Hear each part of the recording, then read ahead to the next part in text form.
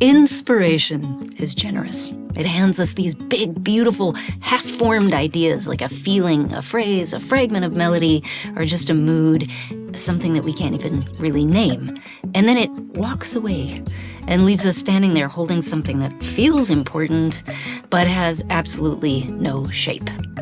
So, I want you to take a second while the title animation drops and call to mind a song concept that you have been wanting to write. I want to walk you through it in 4 steps that I hope will help you bring it into focus.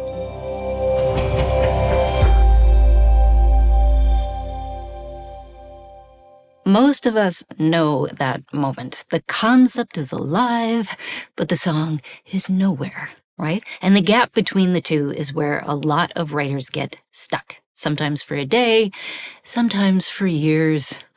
So today, I want to walk you through 4 steps that I use to move from a vague concept into a song that actually has somewhere to go. Now, the trick isn't to answer every question that I'm going to ask you at once. It's to start where you already feel like you have an answer and commit to that answer, and then let the rest just follow. Now, before we head into writing lyrics, we want to know how the song feels. Not what it's about, but how it genuinely feels.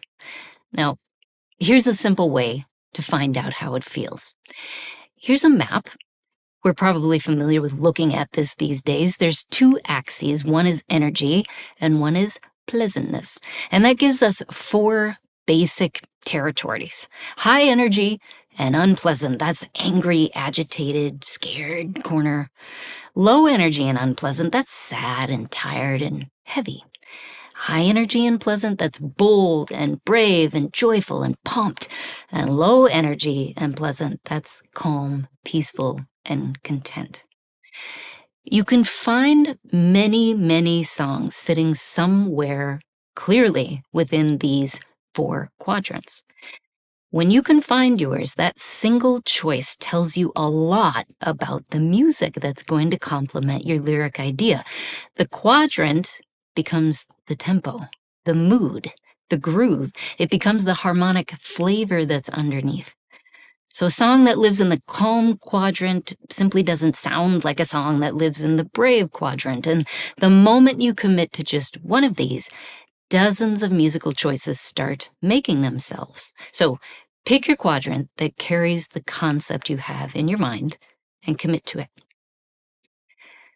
Now, step 2, we're going to get more specific. Within that quadrant, where exactly is the singer standing inside the story? Another way of saying this is the singer standing before the event or the situation or the moment, in the moment, where it's all happening right now, or beyond the moment and looking back at what has happened, maybe with more understanding and realization about what went on. So each one of these places to stand is a different song. Now, before the moment is anticipation, right? Maybe wishing, or maybe dreading, hoping, or bracing. The thing hasn't happened yet. Now, in the moment, that's more urgent, like immediate. We're inside the experience as it is unfolding. That's a different song. Beyond the moment, that's reflection. That's realization. It's already happened, and we're looking back and making meaning of it. Same emotion, 3 completely different songs. So pick a dot on this timeline, or find your emotion more specifically within these quadrants, and put your singer right there as you think about your song idea. Okay, step 3. This is the question that gives you a song, your tension. Why is the singer telling us this today? Why now? Why this moment and not yesterday? Or why sing it now instead of waiting until next week where the singer has more information? The answer almost always lives in contrast, what I sometimes call the rub, the then and the now, the way it used to be and the way it is, what I believed and what I now know, what I want versus what I have. So this means that you've got two basic perspectives that your singer is singing the concept about. And you can look at those perspectives through that simple technique of what was and what is. And if you can name them, you've really found the engine of the song. And here's something worth noticing. Once you name the then and the now, you've quietly chosen a tense, right? The past against the present, or the present against an imagined future, right? The song really starts to reveal itself. Here's the last step. Before you commit to a final direction, give yourself permission to test different angles. Like, what does the song sound like in first person point of view using I? In second person sung to somebody, I and to you.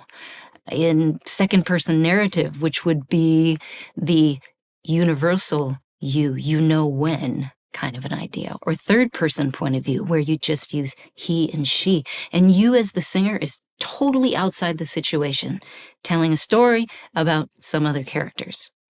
Now, you don't have to keep what you find, but trying on 2 or 3 different points of view almost always reveals something that your first instinct missed or overlooked.